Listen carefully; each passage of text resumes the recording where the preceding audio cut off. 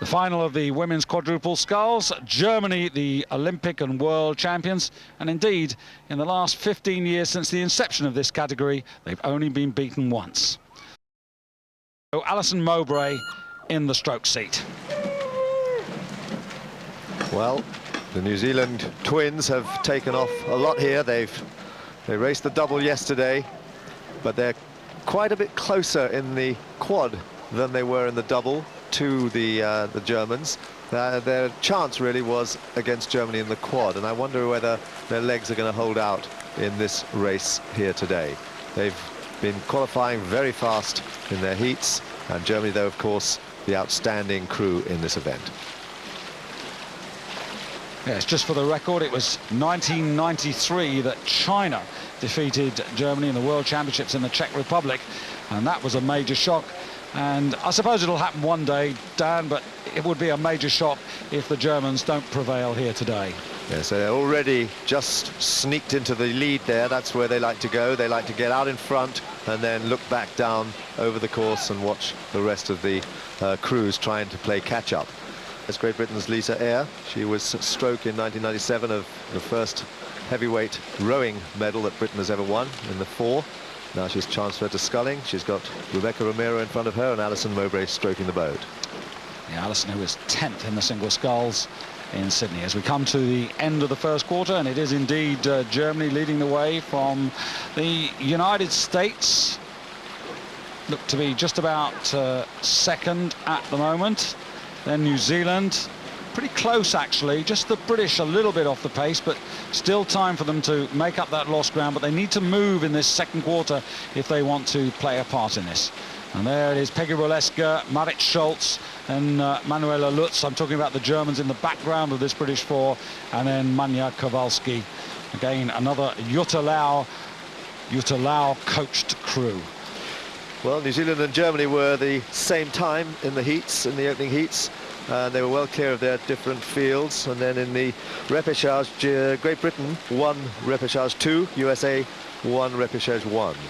Australia in the picture now, they were second in the first repechage to qualify for this final.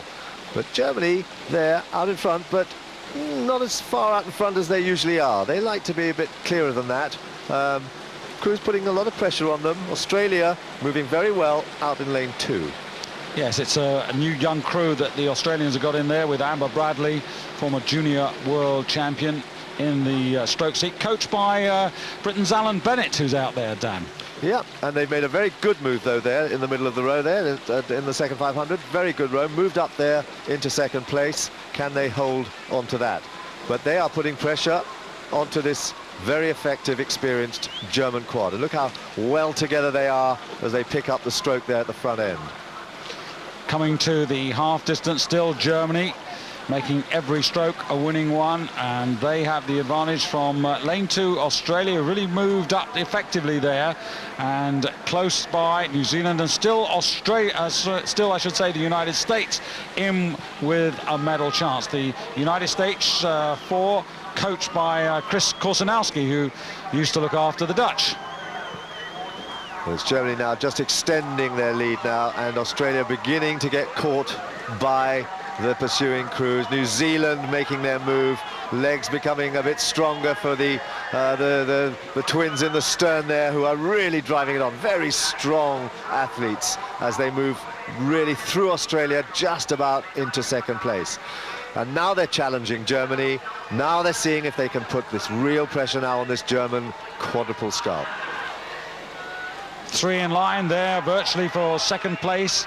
New Zealand, then to their immediate right, the United States, and Laura Raufuss in the stroke seat in her first World Championships for the United States. And on the far side, Australia, and those 3 all working hard, and as they do so, getting a little bit closer to the Germans. We've become used to seeing a lot of open water between the German quad and their pursuers, Dan, but that's not happening at the moment. No, I think it's New Zealand really putting the pressure on. And New Zealand, if they hadn't doubled up doing the double sculls yesterday, I reckon they'd be up there with Germany, putting a lot more pressure on them. I think they're going to have to make some decisions about whether they double up again next year, but this was certainly a very good experiment for them, because they are sitting there in silver medal position, and that would be a great double effort from the twins, the New Zealand twins there, if they were able to take silver medal in both the double sculls and the quad, because here they are now still tracking Germany, but Germany, I think,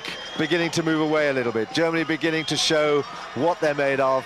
Looking there, they're stretching out, getting the water behind, raising the rate. They've moved up now to 38 strokes a minute, and I don't think anybody's going to catch them. And Australia beginning to slip back off the tail of this following group. It's Germany in front, New Zealand pressing them. New Zealand probably going to be happy with a silver medal, and coming up fast, United States of America. Yeah, United States have now got themselves into the bronze medal position. You're absolutely right. I think Dick Tonks is going to be delighted if his New Zealand quad gets the silver medal. They can certainly sit down and chat about that, but it's been a successful visit, certainly for the women's group, to these World Championships in Lucerne. But no doubt now, Dan, the line coming up for Germany, and as it does so, the Germans getting stronger and stronger. Sonia Waddell in the bow seat there of the New Zealand quad. She'll be pleased. She was 6th last year at the Olympics in Sydney in the single. Here she is now, delighted to be in a position where she's going to stand on that podium with a medal round her neck.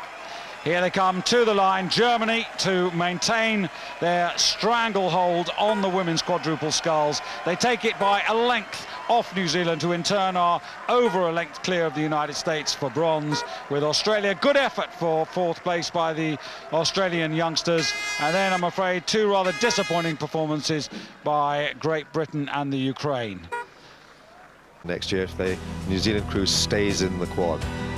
6:12.95 the corrected time for Germany, and that's only 2.15 seconds off their own world best time from 1996. Well, there's a saying, Dan, isn't there? All good things must eventually come to an end. But it'll be a shock of earthquake proportions when Germany do lose this title. Yes, I think this is something that they really do revel in. It's been true in on the men's sculling side as well, although just in the last year or two they've slipped off the pace. But certainly Germany in women's sculling is dominant. Well, it will be a pretty happy flight home for the New Zealanders here, the Evers-Swindell sisters. That's Caroline and Georgina, Sonia Waddell, and Paula Twining as well. Good regatta for this New Zealand women's squad. Evers-Swindell. 2nd silver medal. Georgina Evers-Swindell. And for her sister also. Here are the American medalists: Laura Ralphus, Hilary Gehrman, Carol Skricki and Sarah Jones.